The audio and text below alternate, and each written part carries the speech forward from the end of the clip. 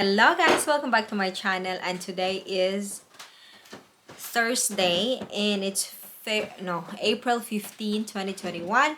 And at last guys, I'm finished with the whole week of work kasi tomorrow it's Friday.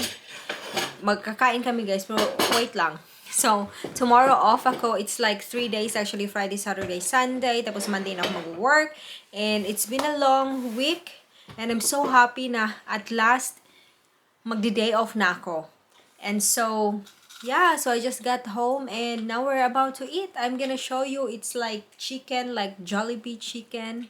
Hindi talaga, but then I'm imagining it that way kasi na-miss ko na si Jollibee, guys. Yung Chicken Joy talaga. So, I'll show it. Wait lang. This is our food. Ano siya? Chicken wings ba? And binili namin siya. It's not yet ba? It's frozen chicken. So, napaka-easy. It's so easy to make, guys. Frozen. Tapos, pag gusto mo lang na easy food, easy and fast. So, ito na. So, masarap naman siya. It's like Jollibee taste na. Lami ay, lami. Lami ay, lami. Lami ay, sarap oy. Okay, done with the video. Let's eat. Wait lang, wait. Iwan. And gumawa din kami ng gravy, guys. Sarap din yan. Ano lang yan? Stop, Martin. Nor lang yan. Nor. It's with a K, man. Knorr. Yeah, but when we read it in Filipino, it's God. nor. I know. Yeah, but in Danish, they read it as quinoa. Quinoa. But anyway, nor siya. Nor cubes. Tapos yan na. So yummy. May salad din ako konti, guys. Yum.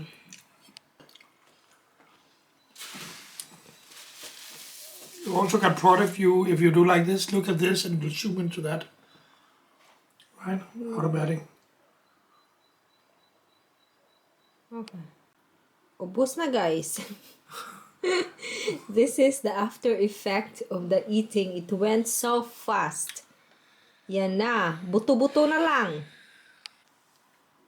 Yes, welcome. Maganda ng aking ngiti because I'm full now. Kakakain ko lang. And guys, let me tell you, may news pala na bago dito sa Denmark. Aside from April 21, mag-open na kami dito, yung shop, ganyan-ganyan. So, it's gonna be almost normal na. But let's see pa rin, baka magbago pa yung update. But so far, for now, we will be opening everything April 21. So, is that Tuesday, Martin, next week? April 21? April 21, is that? Yes. So, yun nga ang pangyayari. But then, there's another one. Yung AstraZeneca? Is that the right? AstraZeneca. Yung vaccine na yan, guys, ay in-stop na dito sa Denmark. So, issue din yan. It's because there are some people who's in the first, batches has been vaccinated already. And then suddenly, the government just 3 weeks ago said that they will stop the AstraZeneca vaccine. So, yun. So, yung mga ibang tao, they had their first dose and then yung second dose is wala pa. Yung second dose, guys, is wala pa. So, yun yung parang question doon. Sabi naman nila na parang they're gonna use daw the Johnson & Johnson vaccine for the second dose. Pero, because it's the same formula naman din. Pero we really don't know, diba? So, medyo nakakatakot. So, anyway, yun yung update dito. And yung controversy is like, of course, Denmark got a lot of those AstraZeneca vaccine. And it costs a lot of money, obviously. And they're not gonna use it to the people anymore. So, it's just gonna be stock. So, we don't know what's gonna happen. Are they gonna sell it to other countries? Whatever. So, yon yung update. And yung vaccine namin dito, syempre, inuuna pa rin nila yung, frontliners and people who's sick. Ganyan. So, kami na parang normal. I think, and based on our age, I think we're gonna have the vaccine around June, July, around that area.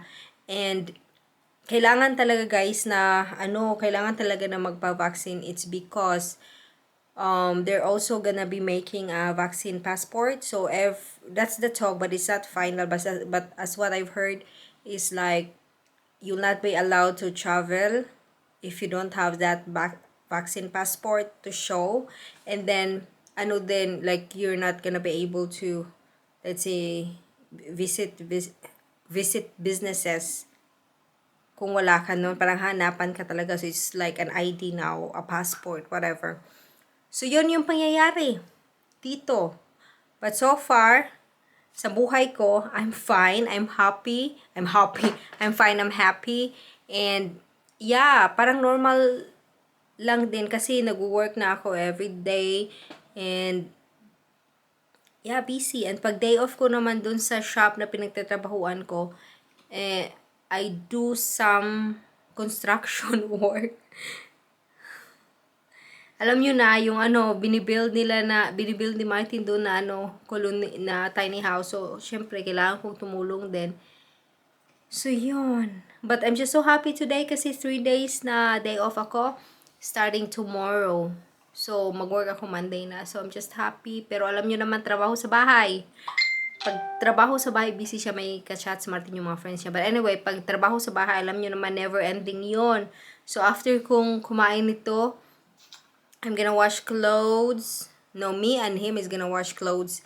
And of course, it's washing machine, but we have to walk outside kasi it's an apartment. We don't have, like the rules here is when you wash clothes, it has to be outside. There's like a small house there para daw ma-prevent ang damp sa apartment kasi ano na to, anong tawag nun? This is a very old apartment, guys. Sabi nga nila dito daw tumira yung mga military before during the war.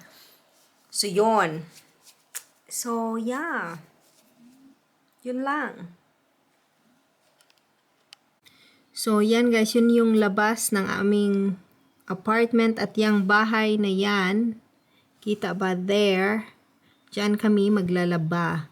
And it's like a common area where everyone go there to wash clothes. At saka may stock room din diyan.